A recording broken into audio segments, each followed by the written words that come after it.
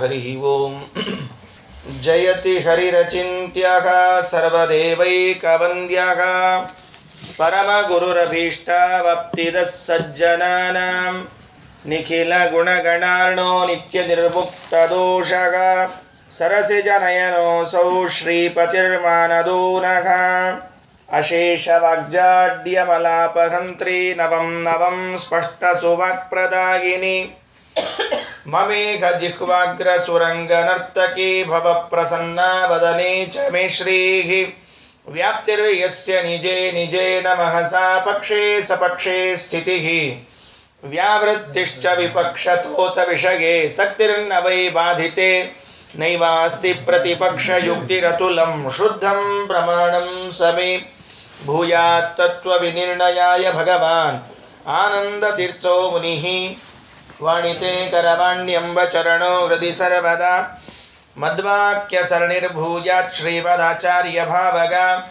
ನಮೋಸ್ತು ತಾತ್ವಿಕಾ ದೇವಾಗ ವಿಷ್ಣುಭಕ್ತಿ ಪರಾಯಣಾಗ ಧರ್ಮಮಾರ್ಗೇ ಪ್ರೇರಯಂತು ಭವಂತಃ ಸರ್ವಗೇವಹಿ ಯಸ್ಯ ವಾಕ್ ಕಾಮಧೇನುರ್ನಃ ಕಾಮಿತಾರ್ಥಾನ್ ಪ್ರಯಚ್ಛತಿ ಸೇವೇತಂ ಜಯ ಯೋಗೀಂದ್ರಂ ಕಾಮಬಾಣಚ್ಛಿದಂ ಸದಾ ಪದವಾಕ್ಯ ಪ್ರಮಾಣಬ್ಧಿ ವಿಕ್ರೀಡನ ವಿಶಾರದಾನ್ ಲಕ್ಷ್ಮೀನಾರಾಯಣ ಮುನೀನ್ ವಂದೇ ವಿದ್ಯಾ ಗುರೂನ್ ಮಮ ಅರ್ಥಿಕಲ್ಪಿತ ಕಲ್ಪೋಯಂ ಪ್ರತ್ಯರ್ಥಿ ಗಜಕೇಸರಿ ವ್ಯಾಸತೀರ್ಥ ಗುರುರ್ಭೂಯಾದಸ್ಮದಿಷ್ಟಾರ್ಥ ಸಿದ್ಧಗೆ ತಪೋ ವಿದ್ಯಾ ವಿರಕ್ತ್ಯಾದಿ ಸದ್ಗುಣೌಘಾಕರಾನಘಂ ವದಿರಾಜ ಗುರೂನ್ ವಂದೇ ಹಯಗ್ರೀವ ದಯಾಶ್ರಯಾನ್ ಪ್ರಣಮತ್ ಕಾಮಧೇನುಂ ಚ ಭಜತ್ ಸುರತರೂಪಮಂ ಶ್ರೀ ಭಾವಬೋಧ ಕೃತ್ಪಾದ ಚಿಂತಾಮಣಿಮುಪಾಸ್ಮಹೇ ಮೂಕೋಪಿ ಯತ್ ಪ್ರಸಾದೇನ ಮುಕುಂದ ಶಯನಾಯತೆ ರಾಜರಾಜಾಯತೆ ರಿಕ್ತೋ ರಾಘವೇಂದ್ರಂ ತಮಾಶ್ರಯೇ ಆಸೇತೋ ರಾತುಷಾರಾದ್ರೇಹ ಯದುಷೋ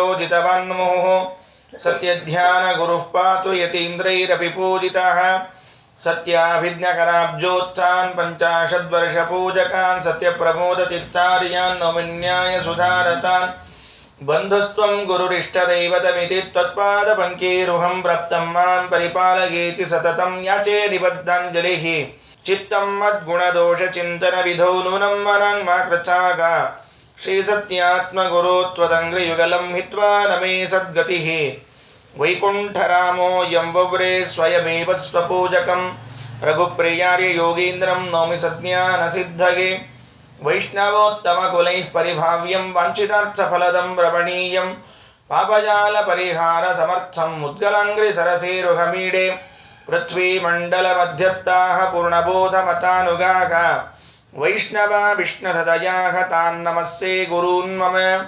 ಆಪಾದಮೌಲಿಪರ್ಯಂತಂ ಗುರುಣಾಮಾಕೃತಿಂ ಸ್ಮರೇತ್ ತೇನ ವಿಘ್ನಾಃ ಪ್ರಣಶ್ಯಂತಿ ಸಿದ್ಧ್ಯಂತಿ ಚ ಮನೋರಥಾಃ ಹರಿಕಥಾಮೃತ ಸಾರ ಗುರುಗಳ ಕರುಣದಿಂದ ಪನಿತು ಬೇಡುವೆ ಪರಮ ಭಗವದ್ಭಕ್ತರಿದನಾದನದಿ ಕೇಳುವುದು ಶ್ರೀರಮಣಿಕರ ಕಮಲ ಪೂಜಿತ ಚಾರು ಚರಣ ಸರೋಜ ಬ್ರಹ್ಮ ಸಮೀರ ವಾಣಿ ಫಣೀಂದ್ರವೀಂದ್ರ ಭವೇಂದ್ರ ಮುಖ ವಿನುತ ನೀರಜ ಭವಾಂಡೋದಯ ಸ್ಥಿತಿ ಕಾರಣನೆ ಕೈವಲ್ಯದಾಯಕ ನಾರಸಿಂಹನಿ ನಮಿಪೆ ಕರುಣಿಪು ಯಮಗೆ ಮಂಗಳವ ಜಲಜ್ಯೇಷ್ಠ ನಿಭಾಕಾರಂ ಜಗದೀಶ ಪದಾಶ್ರಿತಂ ಜಗತೀತಲ ವಿಖ್ಯಾತಂ ಜಗನ್ನಾಥ ಗುರುಂ ಭಜೆ.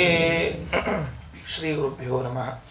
ಹರಿಕಥಾಮೃತಸಾರದ ನಾಡಿ ಪ್ರಕರಣ ಸಂಧಿಯ ವಿಷಯವನ್ನು ಯಥಾಮತಿಯಾಗಿ ಅನುವಾದವನ್ನು ಮಾಡ್ತೇನೆ. ಹರಿವಾಯು ಗುರುಗಳು ಅದನ್ನು ನಿರ್ವಿಘ್ನವಾಗಿ ನಡೆಸಲಿ ಅಂತ ಅವರಲ್ಲಿ ಪ್ರಾರ್ಥನೆಯನ್ನು ಮಾಡಿಕೊಂಡು, ಯಾಕೋ ನಮಗೂ ಹರಿಕಥಾಮೃತಸಾರಕ್ಕೂ ಭಾಳ ಸಂಬಂಧ ಇದ್ದಂಗೆ ಕಾಣಿಸ್ತದೆ. ಹಿಂದಿನ ಸಲ 14ನೇ ಸಂಧಿ ಆಗಿತ್ತು, ಮತ್ತು ಸ್ವಲ್ಪ ಹಿಂದೆ ಬಂದ್ವಿ, 2 ಸಂಧಿ ಹಿಂದೆ ಬಂದು 12ನೇ ಸಂಧಿಗೆ ಬಂದೀವಿ. ಪಕ್ಷಮಾಸದಲ್ಲಿ ಪಿತೃಗಣ ಸಂಧಿಯನ್ನು ಹೇಳುವ ವಿಚಾರ ಆಗಿತ್ತು. ಮತ್ತೆ ಪುನಃ ಈಗ 12ನೇ ಸಂಧಿಗೆ ಬರ್ತಾ ಇದ್ದೇನೆ. 45 ಪದ್ಯಗಳು ಈ ಸಂಧಿಯಲ್ಲಿ ಇದೆ. 5 ದಿವಸದ ಅವಕಾಶ. ಯಥಾಮತಿಯಾಗಿ ತಿಳಿಯುವ ಪ್ರಯತ್ನವನ್ನು ಮಾಡೋಣ. ಸಾಮಾನ್ಯವಾಗಿ ಮೂಲ ಗ್ರಂಥಗಳು ನಮಗೆ ಅನುಪಲಬ್ಧ. ನಾವು ಆ ಮೂಲ ಗ್ರಂಥಗಳನ್ನು ಓದಲಿಕ್ಕೂ ಹೋಗೋಲ್ಲ, ಅವುಗಳ ವಿಚಾರಗಳು ನಮಗೆ ತಿಳಿಯೋದು ಇಲ್ಲ. ಈ ನಾಡಿ ಪ್ರಕರಣ ಸಂಧಿಗೆ ಮೂಲ ಬಹಳ ವಿಚಿತ್ರ ಇವೆ. ಆ ಗ್ರಂಥಗಳ ಹೆಸರನ್ನೇ ನಾವು ಕೇಳಿಲ್ಲ. ಆದರೆ ದಾಸರ ಉಪಕಾರ ನಮ್ಮ ಮೇಲೆ ಎಷ್ಟಿದೆ ಅಂದರೆ, ನಮಗೆ ಅದು ಮುಟ್ಟಿರಬೇಕು, ಆ ವಿಷಯಗಳು ಕಷ್ಟ ಆಗಿರಬಾರ್ದು. ಎರಡು ವ್ಯವಸ್ಥೆ. ಕಷ್ಟ ಆಗದೆ ಆ ವಿಷಯಗಳು ಮುಟ್ಟುವ ಹಾಗೆ ನೋಡಿಕೊಂಡದ್ದು ದಾಸರ ಒಂದು ಪರಮಾನುಗ್ರಹ. ಅದರಲ್ಲಿ ಈ ನಾಡಿ ಪ್ರಕರಣ ಸಂಧಿಯಲ್ಲಂತರೂ ಅದೇನೋ ಪ್ರಾಯಶಃ ಆ ದೇಹದ ಒಳಗೆ ಹೋಗಿ ಎಷ್ಟೆಷ್ಟು ಸ್ಥಳಗಳಲ್ಲಿ ಏನೇನಿದೆ ಅಂತ ನೋಡಿ ಬಂದವರ ಹಾಗೆ ಹೇಳ್ತಾರೆ ಜಗನ್ನಾಥ ದಾಸರು. ಈ ಆಪರೇಷನ್ ಮಾಡಿದಾಗ ಗೊತ್ತಾಗತ್ತಲ್ಲ ಒಳಗೆ ಎಷ್ಟಿದೆ ಏನಿದೆ ಅಂತ ಹೇಳಿ. ಅಷ್ಟು ವಿಸ್ತಾರವಾಗಿ ಅಷ್ಟು ಸೂಕ್ಷ್ಮವಾದ ವಿಷಯಗಳನ್ನೆಲ್ಲವನ್ನೂ ಕೂಡ ಈ ನಾಡಿ ಪ್ರಕರಣ ಸಂಧಿಯಲ್ಲಿ ಹೇಳವರಿದ್ದಾರೆ. ಒಂದೊಂದು ಪದ್ಯಗಳನ್ನು ನಾವು ಮೆಲಕ್ಕೆ ಹಾಕಬೇಕು. ಎಷ್ಟೆಷ್ಟು ವಿಷಯಗಳನ್ನು ತಿಳ್ಕೊಳ್ಳಿಕ್ಕೆ ಸಾಧ್ಯ ಇದೆ ಅಷ್ಟನ್ನು ಮಾತ್ರ. ಯಾಕೆಂದರೆ ಎಲ್ಲ ವಿಷಯಗಳು ನಮಗೆ ನಿಲ್ಕೋದಿಲ್ಲ. ಕೆಲವು ಗ್ರಂಥಗಳು ಬಹಳ ಗೂಢ ಇರ್ತದೆ, ಎಲ್ಲರ ಮುಂದೆ ತೆರೆದುಕೊಳ್ಳೋದಿಲ್ಲ ಅಂತ. ಕೆಲವರ ಮುಂದೆ ಮಾತ್ರ ತೆರೆದುಕೊಳ್ತದೆ. ಹಾಗಿದೆ ಈ ಹರಿಕಥಾಮೃತಸಾರ. ನಾನು ಜಗನ್ನಾಥ ದಾಸರ ಗ್ರಂಥದಲ್ಲಿ ಕಂಡದ್ದು ಕೆಲವು ವಿಶೇಷ ಅಂಶಗಳು. ಅವರು ಹೇಳುವಾಗ ತುಂಬ ಸರಳವಾಗಿ ಹೇಳಿಬಿಡ್ತಾರೆ. ಅಷ್ಟೇ ಉದಾಹರಣೆ ಕೊಟ್ಟು ಹೇಳ್ತಾರೆ. ದೃಷ್ಟಾಂತ ಕೊಟ್ಟು ಹೇಳಬೇಕಾದದ್ದು ಜಗನ್ನಾಥ ದಾಸರದು ಒಂದು ವಿಶೇಷ. ಏನೇ ಒಂದು ವಿಷಯ ಹೇಳಬೇಕಾದ್ರೆ ಇದಕ್ಕಿಂತಹದ್ದು ಒಂದು ದೃಷ್ಟಾಂತ ಎಕ್ಸಾಂಪಲ್ ಇದೆ, ಅದಕ್ಕೆ ಹೀಗಾಗತ್ತೆ ಅಂತ ಹೇಳ್ತಾರೆ. ಹೇಳಿ ಭಾಗವತ ಇರಬಹುದು, ಮಹಾಭಾರತ ಇರಬಹುದು, ರಾಮಾಯಣ ಇರಬಹುದು, ಅಥವಾ ಇನ್ನು ಬೇರೆ ಉಪನಿಷತ್ತು ಗ್ರಂಥಗಳಿರ್ಬೋದು, ಎಲ್ಲವನ್ನ ನಮಗೆ ತಿಳಿಯುವ ಭಾಷೆಯಲ್ಲಿ ಮಾಡಿಕೊಟ್ಟದ್ದು ದೊಡ್ಡ ಉಪಕಾರ. ನೋಡ್ರಿ, ನಮಗೆ ತಿಳಿಯದೇ ಇರೋ ಭಾಷೆಯಲ್ಲಿ ನಾವು ಓದ್ಲಿಕ್ಕೆ ಹೋದ್ರೆ ಮೊದಲೇದು ಭಾಷೆಯೇ ತಿಳಿಯೋದಿಲ್ಲ, ವಿಷಯ ಅಂತರೂ ತಿಳಿಯೋದೇ ಇಲ್ಲ. ನಮಗೆ ತಿಳಿದಿರುವ ಭಾಷೆಯಲ್ಲಿ ಏನೇ ವಿಷಯವನ್ನು ತಿಳ್ಕೊಳ್ಳೋದು ತುಂಬ ಸರಳ. ಅದಕ್ಕಾಗಿ ಜಗನ್ನಾಥ ದಾಸರು ನಮಗೆ ತಿಳಿದಿರುವ ಕನ್ನಡದ ಭಾಷೆಯಲ್ಲಿ, ಅದು ಅವತ್ತಿನ ಕಾಲದ ಕನ್ನಡ, ಇವತ್ತಿನ ಕಾಲದ ಕನ್ನಡ ಅಲ್ಲ, ಮತ್ತೆ ಅವತ್ತಿನ ಕಾಲದ ಕನ್ನಡದಲ್ಲಿ, ಅಂದರೆ ಇವತ್ತಿಗೆ ಸ್ವಲ್ಪ ಮತ್ತೆ ಓಲ್ಡ್ ಆಯಿತು, ಬಹಳ ಕಠಿಣವೂ ಆಯಿತು, ಮತ್ತೆ ಅಲ್ಲಿಗೆ ಸಂಸ್ಕೃತ ಭೂಯಿಷ್ಠವಾದ ಕನ್ನಡದಲ್ಲಿ ಹೇಳಿಕೊಟ್ಟಿದ್ದಾರೆ. ಏನು ಎಂಬುದನ್ನು ಒಂದೊಂದೇ ಪದ್ಯಗಳನ್ನು ನೋಡುತ್ತಾ ವಿಚಾರ ಮಾಡೋಣ. ವಾಸುದೇವನು ಪ್ರಾಣಮುಖ ತತ್ವೇಶರಿಂದಲಿ ಸೇವೆ ಕೈಕೊಳ್ಳುತ್ತೀ ಶರೀರದೊಳಿಪ್ಪ 36 ಸಹಸ್ರ. ಈ ಸುನಾಡಿಗಳೊಳಗೆ ಶ್ರೀಭೂಮಿ ಸಮೇತ ವಿಹಾರಗೈವ ಪರೇಶ ನಮಲ ಸುಮೂರ್ತಿಗಳ ಚಿಂತಿಸುತ್ತ ಹಿಗ್ಗುತ್ತಿರು. ಪ್ರತಿಜ್ಞೆಯನ್ನು ಮಾಡ್ತಾರೆ. ಯಾವಾಗಲೂ ದಾಸರ ಮೊದಲನೇ ಪದ್ಯದ ವಿಶೇಷ ಏನು ಅಂದರೆ, ಆ ಸಂಧಿಯಲ್ಲಿ ಏನು ಹೇಳಲಿಕ್ಕೆ ಹೊರಟಿದ್ದೇನೆ ಅಂತ ಪ್ರತಿಜ್ಞೆಯನ್ನು ಮಾಡೋದು. ಇದು ಪ್ರತಿಜ್ಞಾ ವಾಕ್ಯ ಅಂತ ಕರೀತಿರ್ತಾರೆ.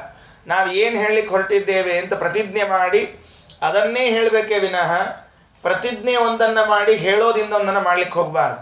ರಾಮಾಯಣ ಹೇಳ್ತೀನಿ ಅಂತ ಪ್ರತಿಜ್ಞೆ ಮಾಡಿ ಏನು ಭೀಮಸೇನ್ ದೇವರು ಅಂದರೆ ಒಂದು ತಲೆ ಹೊಡ್ಕೋಬೇಕಾ ಕೂತವನು. ರಾಮಾಯಣ ಹೇಳ್ತೀನಿ ಅಂತ ಪ್ರತಿಜ್ಞೆ ಮಾಡಿದ್ದೀರಿ, ಭೀಮಸೇನ್ ದೇವ್ರು ಯಾಕೆ ಬಂದರು ರಾಮಾಯಣದಲ್ಲಿ? ಹಾಗಾಗಬಾರ್ದಲ್ಲ. ಏನೋ ಹೇಳ್ತೀನಿ ಅಂತ ಪ್ರತಿಜ್ಞೆ ಮಾಡಿ ಇನ್ನೇನೋ ಹೇಳೋದಾಗಬಾರದು. ಅದಕ್ಕೆ ಈ ಸಂಧಿಯಲ್ಲಿ ಏನನ್ನ ಹೇಳಲಿಕ್ಕೆ ಹೊರಟಿದ್ದೇನೆ ಅಂತ ಅನ್ನೋದನ್ನು ಪ್ರತಿಜ್ಞೆ ಮಾಡಿ ಹೇಳಲಿಕ್ಕೆ ಹೊರಟಿದ್ದಾರೆ. ಅದರಲ್ಲಿ ಸಹಸ್ರ ನಾಡಿಗಳು, ಆ ನಾಡಿ ವಿಚಾರವನ್ನು ಶಬ್ದ ಎತ್ಕೊಳ್ತಾರೆ.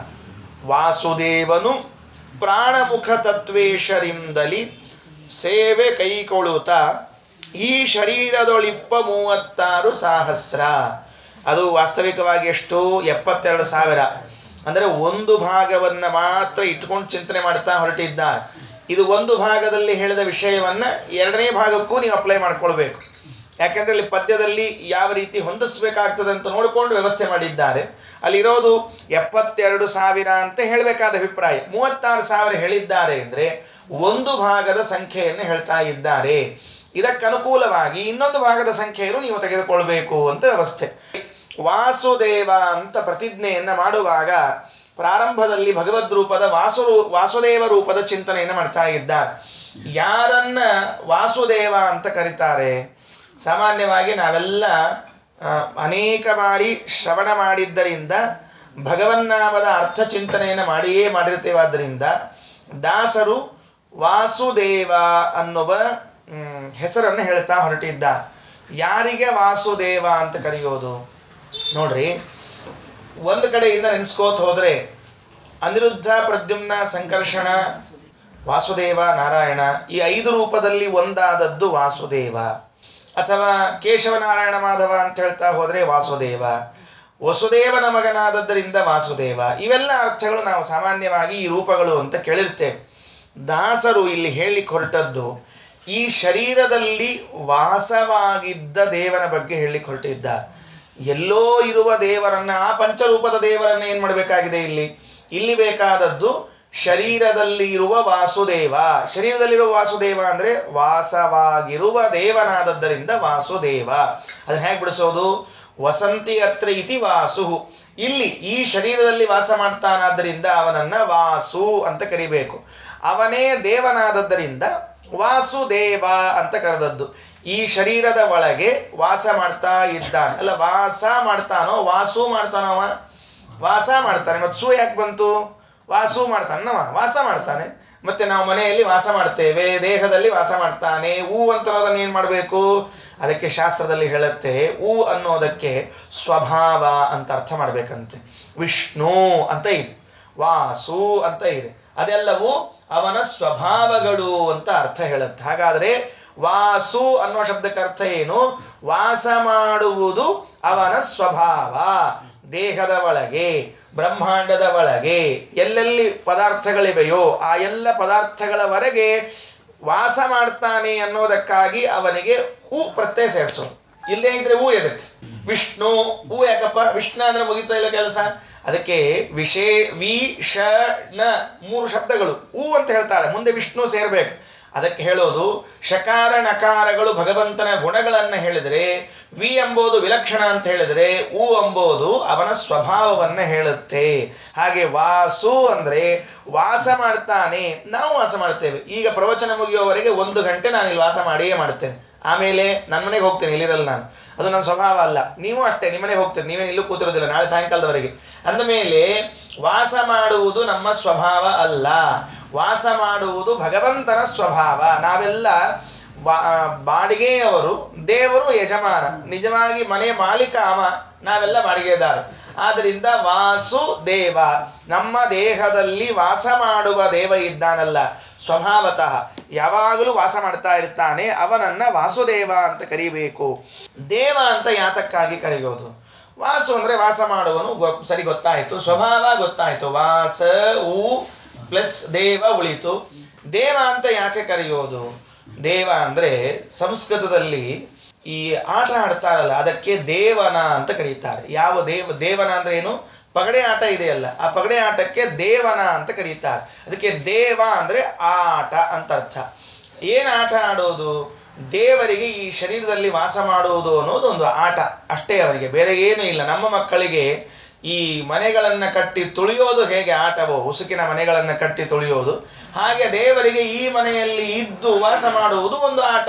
ಆಟ ಅಂದ್ರೆ ಲೀಲಾಜಾಲ, ಸರಳ ಅಂತ ಅರ್ಥ. ಶ್ರಮದಾಯಕ ಅಲ್ಲ, ತುಂಬಾ ಶ್ರಮ ಪಡುವಂಗಿಲ್ಲ, ಅನಾಯಾಸವಾಗಿ ಶರೀರದಲ್ಲಿ ವಾಸ ಮಾಡಿಕೊಂಡು ಇರ್ತಾನಾದ್ದರಿಂದ ದೇವರನ್ನ ವಾಸ ದೇವ ಅಂತ ಕರೆದಿದ್ದು. ಅಥವಾ ಇನ್ನೂ ಅನೇಕ ಅರ್ಥಗಳನ್ನ ದೇವ ಶಬ್ದಕ್ಕೆ ಮಧ್ವಾಚಾರ್ಯರು ತಿಳಿಸಿಕೊಟ್ಟಿದ್ದಾರೆ ಗೀತಾ ಭಾಷ್ಯದಲ್ಲಿ. ಪ್ರಸಂಗ ಇದ್ದಾಗ ಮತ್ತೆ ನೋಡೋಣ. ವಾಸುದೇವನು ಅಂದ್ರೆ ನಮ್ಮ ದೇಹದಲ್ಲಿ ವಾಸ ಮಾಡ್ತಾ ಇರುವ ಭಗವಂತ, ಅನಾಯಾಸವಾಗಿ ವಾಸ ಮಾಡುವ ಭಗವಂತ. ಪ್ರಾಣಮುಖ ತತ್ವೇಶರಿಂದ, ಮುಂದಿನ ಶಬ್ದ ಏನು? ಪ್ರಾಣಮುಖ ತತ್ವೇಶರು. ಪ್ರಾಣ ಅಂದ್ರೆ ಯಾರು? ವಾಯುದೇವರು. ಅವರೇ ಮುಖ ಅಂದ್ರೆ ಮೊದಲಾದ. ನೆನಪಿಟ್ಟುಕೊಳ್ರಿ, ಒಂದೊಂದೇ ಶಬ್ದಗಳು. ಪ್ರಾಣಮುಖ ಅಂದ್ರೆ ಪ್ರಾಣದೇವರೇ ಮೊದಲಾದ, ಪ್ರಾಣದೇವರೇ ಮೊದಲಾದ. ತತ್ವೇಶರು, ತತ್ವ ಈಶರು, ತತ್ವಾಭಿಮಾನಿ ದೇವತೆಗಳಿಂದ ಸೇವೆ ಕೈಕೊಳ್ಳುತ್ತಾ, ಸೇವೆಯನ್ನ ಮಾಡಿಸಿಕೊಳ್ಳುತ್ತಾ. ಅದಕ್ಕೆ ನಾವು ವಾಸುದೇವ ಶಬ್ದಾರ್ಥ ಹೇಳುವಾಗ ಏನ್ ಹೇಳಿದ್ದು? ಈ ಶರೀರದೊಳಿಪ್ಪ. ಇಲ್ಲೇ ಇದೆ ಶಬ್ದಾರ್ಥ, ನಾವು ಕೈಗಂಟು ಹಾಕಬಾರ್ದು. ಅಲ್ಲಿ ಶಬ್ದ ಏನಿದೆ ಅಂತ ಅಲ್ಲೇ ನೋಡ್ಬಿಟ್ರೆ ಗೊತ್ತಾಗ್ಬಿಡ್ತದ. ಸರಿಣ್ಣ ಅರ್ಥ ಆಗ್ತಿಲ್ಲ? ನೋಡ್ರಿ, ಅಲ್ಲೇ ನೋಡ್ರಿ. ವಾಸುದೇವನು ಅಂದ್ರೆ ವಾಸ ಮಾಡುವ ದೇವ. ಎಲ್ಲಿದೆ ಶಬ್ದಾರ್ಥ? ಈ ಶರೀರದೊಳಿಪ್ಪ. ಜಗನ್ನಾಥದಾಸರೇ ಬಿಡಿಸ್ಕೊಟ್ಬಿಟ್ಟಿದ್ದಾರೆ. ನಾವು ಎಲ್ಲೂ ಹೊರಗಿಂದ ತರಬಾರದು, ಆಯಾಸ ಪಡಬಾರದು ಅಂತ ಹೇಳಿ ಅಲ್ಲಿಯೇ ತಳಗೆ ಮೇಲೆ ಇಟ್ಟಿರ್ತಾರೆ. ನಾವು ನೋಡೋದು ಅಬ್ಸರ್ವ್ ಮಾಡ್ತಾ ಇರ್ಬೇಕಷ್ಟೇ. ವಾಸುದೇವನು ಪ್ರಾಣಮುಖ ತತ್ವೇಶರಿಂದಲಿ ಸೇವೆ ಕೈಕೊಳ್ಳುತ್ತೀ ಶರೀರದೊಳಿಪ್ಪ. ಅಲ್ಲಿಗೆ ಇಪ್ಪ, ಈ ಶರೀರದಲ್ಲಿ ಇಪ್ಪ ಆದ್ರಿಂದ ವಾಸುದೇವ. ಅವ ಈ ಶರೀರದಲ್ಲಿ ಇದ್ದಾನಾದ್ರಿಂದ ಅವ ವಾಸುದೇವ. ಎಲ್ಲೋ ಇದ್ದವನನ್ನ ವಾಸುದೇವ ಅಂತ ಯಾಕೆ ಕರಿಬೇಕು? ಇಲ್ಲಿದ್ದವನು ವಾಸುದೇವ ಅಂತ ಕರಿಬೇಕು. ಪಂಚಮೂರ್ತಿಗಳಲ್ಲಿ ಒಬ್ಬ ಇದ್ದಾರೆ, ಏನ್ ಮಾಡ್ಬೇಕು ಇವಾಗ ನಾವು? ಆ 24ರಲ್ಲಿದ್ದಾರೆ, ನಾವೇನ್ ಮಾಡ್ಬೇಕು? 24ರಲ್ಲಿರ್ಲಿ, 5ರಲ್ಲಿರ್ಲಿ, 1000ದಲ್ಲಿರ್ಲಿ, ಏನ್ ಮಾಡ್ಬೇಕು? ಸದ್ಯಕ್ಕೆ ಬೇಕಾದದ್ದು ನಮ್ಮ ದೇಹದಲ್ಲಿ ಇದ್ದಾನಲ್ಲ, ಅವನ ಬಗ್ಗೆ ಬೇಕಾಗಿದ್ದರಿಂದ ಪ್ರತಿಜ್ಞೆ ಮಾಡಿದಂತೆ ಶಬ್ದಾರ್ಥವನ್ನು ಹೇಳ್ತಾರೆ. ವಾಸುದೇವನು ಪ್ರಾಣಮುಖ ತತ್ವೇಶರಿಂದಲಿ ಸೇವೆ ಕೈಕೊಳ್ಳುತ್ತ ಈ ಶರೀರದೊಳಿಪ್ಪ. ಎಲ್ಲೂ ಹೋಗಿಲ್ಲಪ್ಪ, ಅವನು ಈ ಶರೀರದಲ್ಲೇ ಇದ್ದಾನೆ. ಎಷ್ಟು ಸ್ವಾರಸ್ಯ ತೆಗಿತಾರೆ ನೋಡ್ರಿ. ಸುಮ್ಮನೆ ಓದ್ತಿರ್ತೀವಿ, ಹೀಗೆ ಓದ್ತಿರ್ತೀವಿ. ಹಿಂಗೆ ಹೋದ್ರೆ ಅರ್ಥ ಆಗಿಲ್ಲ. ಅದು ಸ್ವಲ್ಪ ಒಳಗೆ ಬಗ್ಬೇಕಾಗ್ತದೆ. ಒಳಗೆ ಬಗ್ಗಿದ ಕೂಡಲೇ ಒಂದು ಹೊಸ ಅರ್ಥ ಶುರು ಆಗ್ತದೆ. ಅದರಿಂದ ಇರುವಾಗ ಈ ಶರೀರದಲ್ಲಿ ಇದ್ದಾನಲ್ಲ, ಶರೀರದಲ್ಲಿ ಎಲ್ಲಿದ್ದಾನೆ? ಶರೀರದಲ್ಲಿ ಬಹಳ ಭಾಗಗಳೆಲ್ಲ ಇವೆ. ರಕ್ತ ಇದೆ, ಮಾಂಸ ಇದೆ, 108 ಪದಾರ್ಥಗಳು ದೇಹದಲ್ಲಿ ಇದೆ, ಅನೇಕ ಪದಾರ್ಥಗಳು. ಅದರಲ್ಲೊಂದು ವಿಶೇಷ ಸ್ಥಳವನ್ನ ಆರಿಸಿಕೊಂಡಿದ್ದಾನಂತೆ. ಯಾವುದು ಅಂದ್ರೆ 36,000 ಈ ಸುನಾಡಿಗಳೊಳಗೆ. ನಾಡಿಯಲ್ಲಿ ಇದ್ದಾನೆ. ಈ ಶರೀರದಲ್ಲಿ ವಾಸ ಮಾಡುವಾಗ ಭಗವಂತ, ನಾವು ನಾಡಿ ಪ್ರಕರಣ ಸಂಧಿ ಹೇಳಲಿಕ್ಕೆ ಹೊರಟದ್ರಿಂದ ನಾಡಿಗಳಲ್ಲಿದ್ದ ಭಗವದ್ ರೂಪದ ಚಿಂತನೆಯನ್ನು ಹೇಳ್ತೇವೆ. ನಾಡಿಗಳಲ್ಲಿ ಯಾರ್ಯಾರಿದ್ದಾರೆ ಇನ್ನೂ ಸೂಕ್ಷ್ಮ ಹೋಗೋಣಂತ. ಒಂದೊಂದು ನಾಡಿಗಳಲ್ಲಿ, ದೇಹದಲ್ಲಿ ಇದ್ದಾನೆ ಮೊದಲು. ದೇಹದಲ್ಲೂ ಒಂದು ಸ್ಥಳ ಇದೆ. ನಮಗೂ ಇಷ್ಟು ದೊಡ್ಡ ಮನೆ ಇದೆ. ಇಷ್ಟು ದೊಡ್ಡ ಮನೆಯಲ್ಲಿ ನಾವು ಯಾವಾಗಲೂ ಹಾಲಲ್ಲೇ ಕೂತಿರೋದಿಲ್ಲ. ನಮಗೊಂದು ಸ್ಪೆಷಲ್ ಅಂತ ಇರ್ತದೆ. ಒಂದು ಏನಪ್ಪಾ ಅಂದ್ರೆ ಒಂದು ಬೆಡ್ರೂಮು ಅಥವಾ ಒಂದು ದೇವ್ರ ಮನೆ. ಯಾರು ಭಾಳ ದೇವ್ರನ್ನೇ ಕೂತಿರ್ತಾರೆ ಅವ್ರು ದೇವ್ರ ಹತ್ರ ಕೂತಿರ್ತಾರೆ. ಯಾರು ಯಾವಾಗಲೂ ಮಲ್ಕೋತಿರ್ತಾರೆ ಬೆಡ್ರೂಮ್ನಾಗ ಕೂತಿರ್ತಾರೆ. ಅಷ್ಟೇ ಕೆಲಸ. ನಾವು ಎಲ್ಲಿರ್ತೀವಿ ನಾವು ಬಿಟ್ಟದ್ದು ಬೆಡ್ರೂಮ್ನಾಗೋ ದೇವ್ರ ಮನ್ಯಾಗೋ ನಾವು ಬಿಟ್ಟಿರ್ತೀವಿ. ಹೇಳಲಿಕ್ಕೆ ಹೋಗ್ಬಾರ್ದ್ರಿ, ಜೋರ್ಲೆ ಹೇಳ್ಬಿಟ್ರೆ ಬರೋರು ಬಿಟ್ಬಿಡ್ತಾರೆ ನಾಳಿಂದ. ನಮಗ ಅಂದ್ರೆ ಕಾಣಿಸ್ತಾ ಆಚಾರ ಅಂತ ತಿಳ್ಕೊಂಡೆ. ಅದಕ್ಕೆ ಎಲ್ಲ ಇಡೀ ಮನೆ ಇದ್ರೂ ಕೂಡ ಮನೆಯ ತುಂಬ ನಾವಿರೋಲ್ಲ, ಮನೆಯ ತುಂಬ ಇರ್ಲಿಕ್ಕೆ ಹೋಗಲ್ಲ, ಎಲ್ಲೋ ಒಂದು ಕಡೆಗೆ ವಾಸ ಮಾಡ್ತಿರ್ತೀವಿ. ಹಾಗೆ ವಾಸುದೇವ ಈ ಶರೀರದಲ್ಲಿ ಇರುವಂತಹ ಭಗವಂತ ಅವನು ಎಲ್ಲಿದ್ದಾನೆ ಅಂದ್ರೆ ನಾಡಿಗಳೊಳಗೆ ಇದ್ದಾನೆ.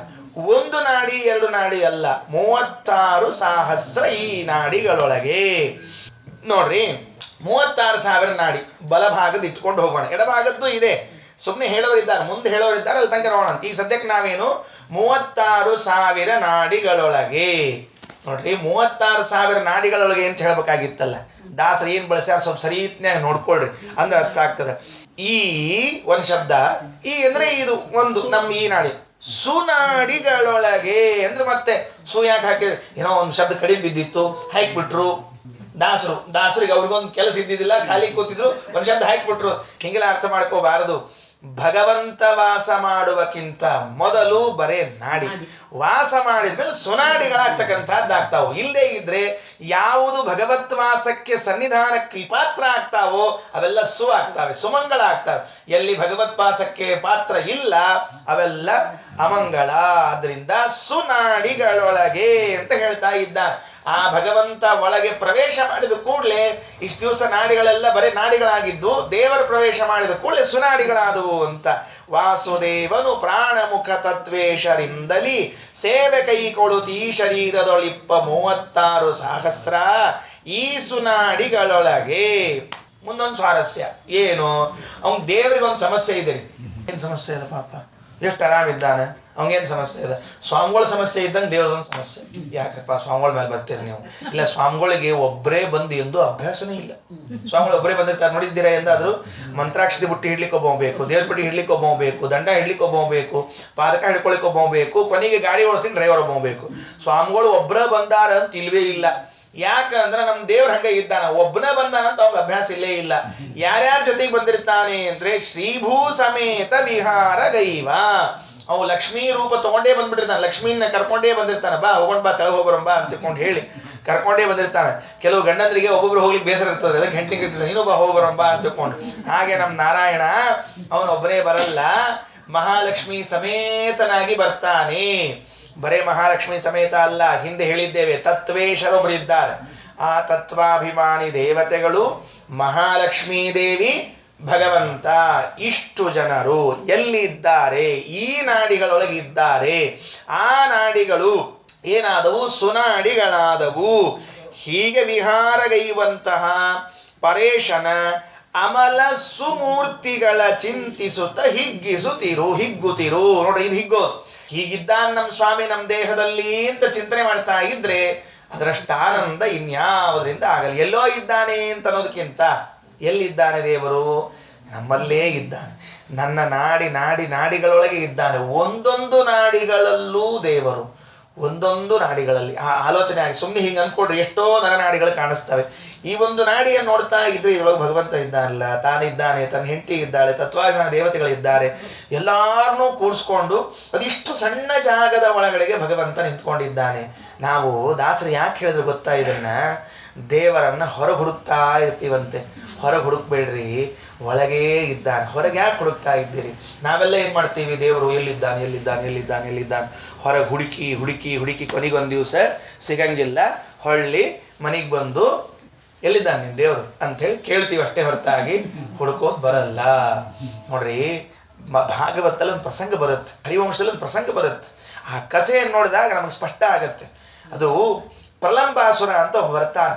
ಆ ಪ್ರಲಂಬಾಸುರ ನೋಡ್ರಿ, ಕೃಷ್ಣ, ಶ್ರೀರಾಮ, ಪ್ರಲಂಬಾಸುರ, ಬಲರಾಮ 4 ಜನ ಆಟ ಆಡ್ತಾ ಇದ್ರು. ಏನ್ ಆಟ ಅಂದ್ರೆ, ಇಬ್ಬರಿಬ್ಬರದು ಒಂದು ಗುಂಪು ಮಾಡಿಕೊಂಡು ಇಬ್ರು ಇಲ್ಲಿಂದ ಅಲ್ಲಿವರೆಗೆ ಓಡೋದು.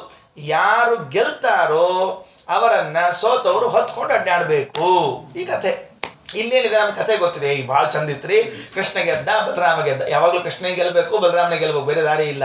ಕೃಷ್ಣ ಗೆದ್ದದ್ದು ಇಂಪಾರ್ಟೆಂಟ್ ಅಲ್ಲ, ಸ್ವಲ್ಪ ಪಕ್ಕದಲ್ಲಿ ಇಡೋಣ. ಇವಾಗ ಬಲರಾಮ ಗೆದ್ದ ಮೇಲೆ ಅವನ ಜೊತೆಗಾರ ಇದ್ನಲ್ಲ, ಅವ ಪ್ರಲಂಬಾಸುರ. ಅವನೇನ್ ಮಾಡಿದ ಗೊತ್ತಾ?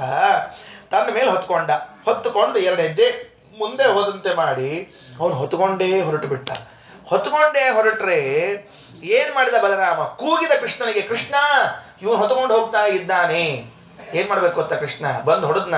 ಒಂದೇ ಮಾತಾಡ್ತಾನ, ಅಯ್ಯೋ ಬಲರಾಮ, ನಿನ್ನಲ್ಲೇ ಇದ್ದೀನಿ, ಮರ್ತು ಬಿಟ್ಟೀಯ? ನನ್ನ ಯಾಕೆ ಹೋಗ್ತಾ ಇದ್ದೀಯ? ನಾನು ನಿನ್ನಲ್ಲಿ ಶುಕ್ಲಕೇಶಾವೇಶದಿಂದ ಇದ್ದೇನೆ, ಸ್ವಲ್ಪ ನೆನಪು ಮಾಡಿಕೋ, ನಾನು ಒಳಗಡೆಗೆ ಇದ್ದೀನಿ ಎಂಬುದು ಕೆಲಸ ಆಗತ್ತೆ ಅಂತ ಹೇಳಿದ. ಸುಮ್ಮನೆ ಬಲರಾಮ ಶುಕ್ಲಕೇಶಾವೇಶ ನನ್ನಲ್ಲಿದೆ ಅಂತ ಸ್ಮರಣೆ ಮಾಡಿಕೊಂಡ್ರೆ ಹೇಳ್ತೀನಿ, ಪ್ರಲಂಬಾಸುರ ಹೊತ್ತುಕೊಂಡು ಕೆಳಗೆ ಬಿದ್ದ, ಮುಷ್ಟಿಯಿಂದ ತಲೆ ಗುದ್ದಿ ಅವನನ್ನು ಸಂಹಾರ ಮಾಡಿಬಿಟ್ಟ. ಇದಾದದ್ದು ಪ್ರಸಂಗ. ಇದು ಎಷ್ಟು ಬಾರಿ ಕೇಳಿದ್ದೇವೆ ನಾವು ಈ ಕಥೆಯನ್ನ. ಕೃಷ್ಣ ಆಗ ಕೊಟ್ಟ ಉತ್ತರ ಏನು ಗೊತ್ತಾ? ನನ್ನನ್ನು ಯಾಕೆ ಕೂಗುತ್ತಾ ಇದ್ದೀಯ? ನಿನ್ನ ಒಳಗಡೆಗೆ ನಾನಿದ್ದೀನಲ್ಲ, ಸ್ವಲ್ಪ ನೆನಪು ಮಾಡಿಕೋ, ಶುಕ್ಲಕೇಶಾವೇಶದಿಂದ ನಿನ್ನೊಳಗಿದ್ದೇನೆ. ಶೇಷದೇವರಿಗೆ ಶುಕ್ಲಕೇಶಾವೇಶದಂತಹ ದೊಡ್ಡ ಯೋಗ್ಯತೆ ಇದೆ, ಒಳಗಡೆಗೆ ಇದ್ದಾರೆ. ನಮ್ಮಲ್ಲಿ ಭಗವಂತ ಇದ್ದೇ ಇದ್ದಾನೆ, ಶುಕ್ಲಕೇಶಾವೇಶ ಬೇಡ. ನಮ್ಮಲ್ಲಿ ಯಾವ ರೂಪದಿಂದ ಇರಬೇಕು ಆ ರೂಪದಿಂದ ಇದ್ದದ್ದರಿಂದ ನಾವು ಸ್ಮರಣೆ ಮಾಡಿಕೊಂಡ್ರೆ ಭಗವಂತ ನಮ್ಮಲ್ಲಿ ಇದ್ದಾನೆ. ಅದಕ್ಕೆ ಹೇಳಿದ್ರು, ಹೊರಗಡೆಗೆ ಹೋಗಿ ಹುಡುಕಬೇಡ್ರಿ, ನಿಮ್ ಒಳಗಡೆಗೆ ನಾನಿದ್ದೇನೆ ಅನ್ನೋದನ್ನ ತಿಳಿಸೋದಕ್ಕಾಗಿ ವಾಸುದೇವನು ಪ್ರಾಣಮುಖ ತತ್ವೇಶದಿಂದಲಿ ಸೇವೆ ಕೈಗೊಳ್ಳುತ್ತೀ ಶರೀರದೊಳಿಪ್ಪ 36 ಸಹಸ್ರ ಈ ಸುನಾಡಿಗಳೊಳಗೆ ಶ್ರೀ ಭೂಮಿ ಸಮೇತ ವಿಹಾರ ಗೈವ ಪರೇಶನ ಬಲ ಸುಮೂರ್ತಿಗಳ ಚಿಂತಿಸುತ್ತ ಹಿಗುತ್ತಿರು. ಅದು ಇನ್ನೊಂದು ಅರ್ಥ. ಸುಮ್ಮನೆ ಒಂದು ಮಾತು ಹೇಳಿ ಮುಗಿಸ್ಬಿಡ್ತೇನೆ, ಜಾಸ್ತಿ ಹೇಳಲ್ಲ. ಇದು ಹೇಳ್ಕೊಂಡು ಕೂತ್ರೆ ಮುಗಿಯೋದೇ ಇಲ್ಲ ನಮಗೆಲ್ಲ. ಅಲ್ಲಿ ಈಗ ನಾವು ವಾಸ ಮಾಡುವ ದೇವರು ಅಂತ ಅರ್ಥ ಮಾಡಿದ್ದೇವೆ, ಒಂದು ಅರ್ಥ. ಈಗ ಬೇರೆ ಅರ್ಥ ಮಾಡೋಣ. ಬೇರೆ ಅರ್ಥ ಮಾಡಿದಾಗ ಒಂದು ಸ್ವಾರಸ್ಯ ಬರ್ತದೆ. ಏನ್ ಸ್ವಾರಸ್ಯ ಬರ್ತದೆ ಅಂದ್ರೆ, ಇದು ವಾದಿರಾಜರ ಕೋಶಕೊಪ್ಪುವ ಹರಿಕಥಾಮೃತ ಸಾರ ಪಠಿಸುವರ. ಸ್ವಲ್ಪ ಗಮನಿಸ್ತಿರ್ಬೇಕು, ಏನೇನು ಒಳಗಡೆಗೆ ತುಂಬಿರ್ತಾರೆ ಜಗನ್ನಾಥದಾಸರು ಅಂತ ಗಮನಿಸಿದ್ರೆ ಬಹಳ ಸ್ವಾರಸ್ಯ ಆಗ್ತದೆ. ವಾಸುದೇವ ಶ್ರೀಭೂಮಿ ಸಮೇತ, ಇಷ್ಟೇ. ಅವನು ಒಳಗಡೆಗೆ ಇದ್ದಾನೆ ಎಂಬುದು ಸಂದೇಹ ಇಲ್ಲ. ಇದರಲ್ಲಿ ಲಕ್ಷ್ಮೀದೇವಿಯ ರೂಪಗಳು ಎಷ್ಟು? ನಾನು ಹೇಳ, ನೀವು ಹೇಳ್ತೀರ? ನಾವು ಹೇಳಿದ್ವಲ್ರಿ? ಅಲ್ಲ, ಹೇಳಿದ್ರಿ, ನಾನು ಹೇಳ್ತೀನಿ ಮತ್ತೆ. ಏನು ಅಂದ್ರೆ, ಲಕ್ಷ್ಮೀದೇವಿಯ ರೂಪಗಳು ಎಷ್ಟು ಅಲ್ವಾ? ಇಲ್ಲಿ ಜಗನ್ನಾಥದಾಸರು ಎಷ್ಟು ರೂಪ ತಗೊಂಡಿದ್ದಾರೆ ನೋಡ್ರಿ, ಪದ್ಯ ನೋಡ್ಕೊಳ್ರಿ. ಎರಡೇ ರೂಪ ತೆಗೆದುಕೊಂಡಿದ್ದಾರೆ, ಇನ್ನೊಂದು ರೂಪ ತಗೊಂಡಿಲ್ಲ. ಯಾಕೆ? ದುರ್ಗೆಯನ್ನು ಯಾಕೆ ಬಿಟ್ರು? ಸ್ವಲ್ಪ ವಿಚಾರ ಮಾಡಬೇಕು ನೋಡ್ರಿ. ಹೇಳುವಾಗ ಅದು ಸ್ಫುರಣ ಆಗಲ್ಲ ಅಷ್ಟು. ವಾಸುದೇವನ ಪ್ರಾಣಮುಖ ವಾಸುದೇವನು ಶ್ರೀಭೂಮಿ ಸಮೇತ ವಿಹಾರ ಗೈವ. ಇಷ್ಟು ನೆನಪಿಟ್ಟುಕೊಳ್ರಿ, ವಿಹಾರ ಗೈವ. ಹೌದಾ? ತುಂಬಾ ರಹಸ್ಯ ಇದೆ, ನಿಧಾನಕ್ಕೆ ಅರ್ಥ ಮಾಡಿಸ್ಕೊಳ್ರಿ. ವಾದಿರಾಜ ಸ್ವಾಮಿಗಳನ್ನು ಸ್ಮರಣೆ ಮಾಡಿಕೊಳ್ಳ್ರಿ. ವಾದಿರಾಜರ ಅನುಗ್ರಹ ಆದರೆ ಈ ಪದ್ಯ ಅರ್ಥ ಆಗತ್ತೆ, ಇಲ್ಲೇ ಇದ್ರೆ ಜಗನ್ನಾಥದಾಸರ ಈ ಪದ್ಯ ಅರ್ಥ ಆಗಲ್ಲ. ಒಂದಿಷ್ಟು ವಿಷಯ ಹೇಳಬೇಕು, ನಿಧಾನಕ್ಕೆ ಹೇಳ್ತೀನಿ. ಶರಣ ಹೇಳಬೇಡ? ಆಯ್ತು. ಏನು ಅಂದ್ರೆ, ವಾಸುದೇವ ಅನ್ನೋ ಶಬ್ದಕ್ಕೆ ಸುಮ್ಮನೆ ಎಚ್ಚರಿರ್ಬೇಕ್ರಿ ಎಲ್ಲಾರು.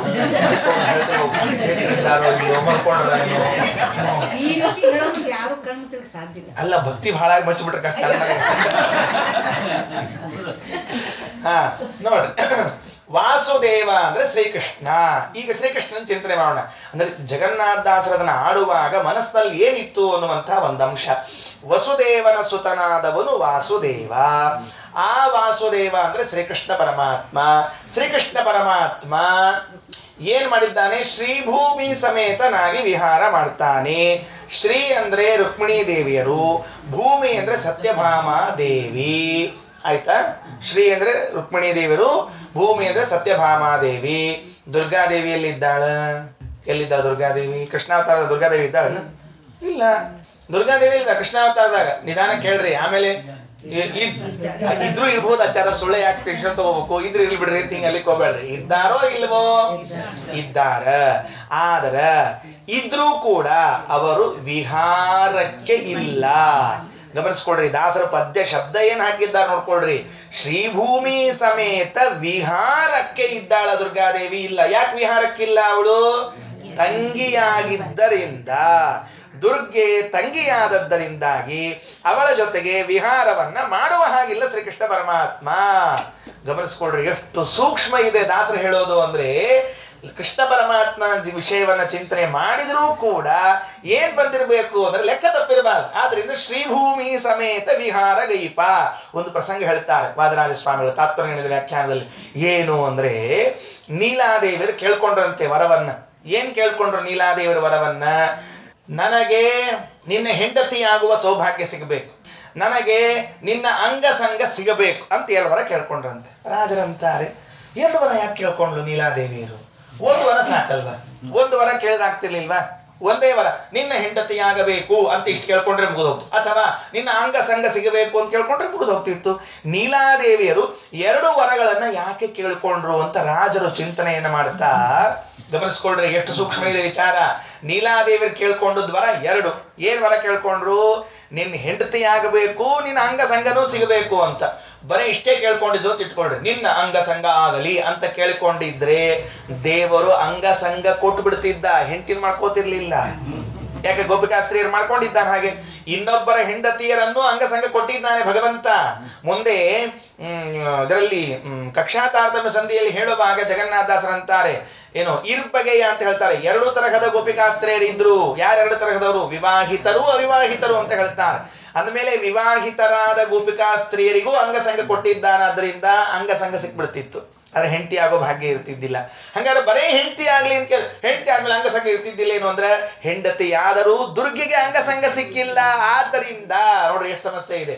ಹೆಂಡತಿಯಾದರೂ ಅಂಗಸಂಗ ಸಿಗದೇ ಇರುವಂತಹ ಒಂದು ಪ್ರಸಂಗ ಇದ್ರಿಂದ ನೀಲಾದೇವರು ವಿಚಾರ ಮಾಡಿದ್ರಂತೆ, ಹೆಂಡತಿನೂ ಆಗಬೇಕು, ಅಂಗಸಂಗವೂ ಸಿಗಬೇಕು ಅಂತ ವರ ಕೇಳ್ಕೊಂಡ್ಲು ಅಂತ ರಾಜರು ಬರೀತಾನೆ. ಆದ್ದರಿಂದ ದುರ್ಗೆ ಹೆಂಡತಿಯಾದರೂ ವಿಹಾರಕ್ಕೆ ಯೋಗ್ಯಳಲ್ಲ ಅಂತ ರಾಜರು ಶ್ರೀಮದಾಚಾರ್ಯ ಬರೆದದ್ದನ್ನ ಜಗನ್ನಾಥದಾಸರು ಹರಿಕಥಾಮೃತಸಾರದಲ್ಲಿ ಹೇಳುವಾಗ, ವಾಸುದೇವನು ಪ್ರಾಣ ಮುಖ ತತ್ವೇಶರಿಂದಲಿ ಸೇವೆ ಕೈಕೊಳುತ್ತೀ ಶರೀರದೊಳಿಪ್ಪ 36 ಸಹಸ್ರ ಈ ಸುನಾಡಿಗಳೊಳಗೆ ಶ್ರೀಭೂಮಿ ಸಮೇತ ವಿಹಾರ ಗೈವ ಪರೇಶ ನಮಲ ಸುಮೂರ್ತಿಗಳ ಚಿಂತಿಸುತ್ತ ಹಿಗುತಿರು.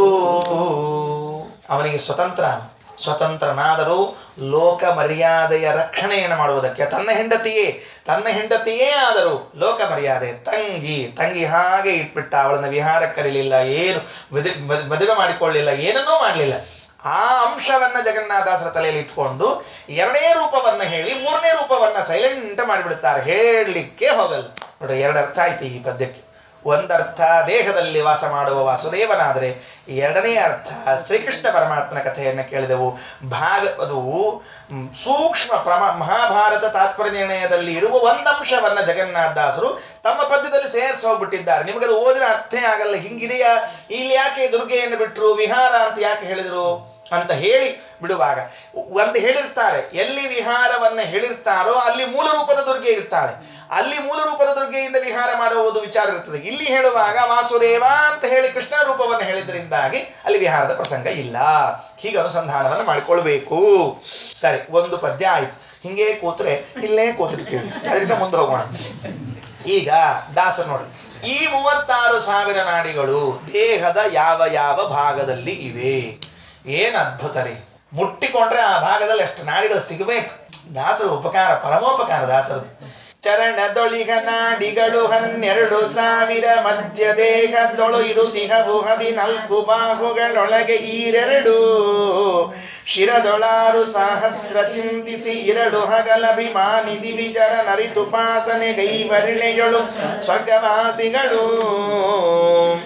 ಎಷ್ಟಾಯ್ತು ಈಗ ಲೆಕ್ಕ? ಒಟ್ಟು ಹೇಳ್ಬೇಕು, ನೀವೇ ಲೆಕ್ಕ ಹೇಳ್ರಿ. 36,000 ಆಗ್ತದೆ, ಜಾಸ್ತಿ ಆಗಲ್ಲ. ಈಗ 72,000 ಹೇಳಿಲ್ಲ, 36,000 ಅಷ್ಟೇ ಹೇಳಿದ್ದಾರೆ. ಅಂದ್ರೆ ಇದು ಬಲಭಾಗದ ಮಾತ್ರ, ಎಡಭಾಗದ್ದು ಇದೇ ರೀತಿ ತೆಗೆದುಕೊಳ್ಳ್ರಿ ಅಂತ ಅರ್ಥ.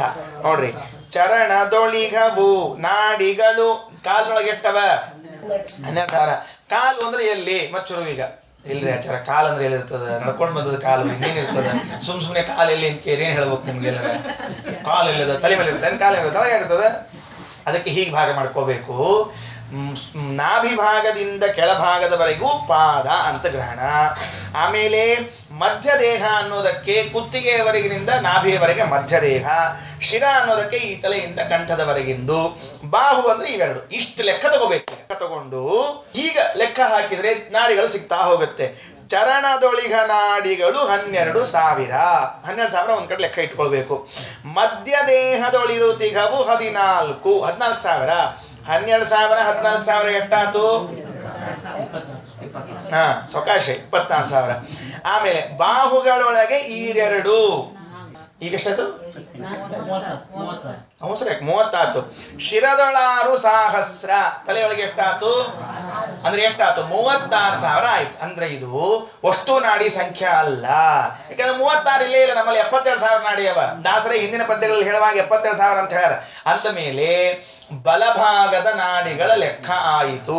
ಇದೇ ರೀತಿಯಾಗಿ ಎಡಭಾಗದಲ್ಲೂ ಕೂಡ ಪಾದದಲ್ಲಿ 12,000, ಮಧ್ಯದೇಹದಲ್ಲಿ 14,000, ಬಾಹುಗಳೊಳಗೆ 4,000, ತಲೆಯೊಳಗೆ 6,000.